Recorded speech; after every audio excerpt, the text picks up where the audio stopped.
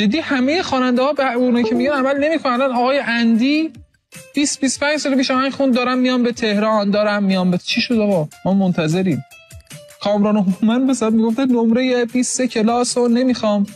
من آمارش نمیدونم، اینا بودن که الکی میگفتن ما نخوندیم بعد میرفتن 20 میگرفتن. اتفاقا جفتشون هم این مدلی بودن. یه دختره دیگه بود تو کلیپ با آرش با دو تیکه وایساده بود میگفت آرش بی تو سردمه. خب یه چیزی بپوش، بعد اگه سردت بود چشم من آرشم صدا میکنم. فقط هم اونوریا نیستن.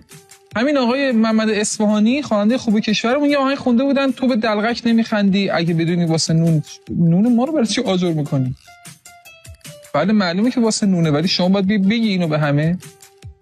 تنها کسایی که واقعا درست گفتن، یه حرف راست زدن، یکی شادمهره که گفت ساده بگم بوی علف میده تنم.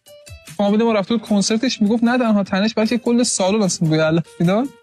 یکم داریوش بود که میگفت شیره سنگو میدوشم. ما به جز اینا دیگه حتی یادگار استاد آقای شجریان هم میگفت نبستم به کس دل، نبسته کس به من دل. فقط چند نفر از کسایی که اینا بستن به کس دل و فقط ما در جریانش هستیم.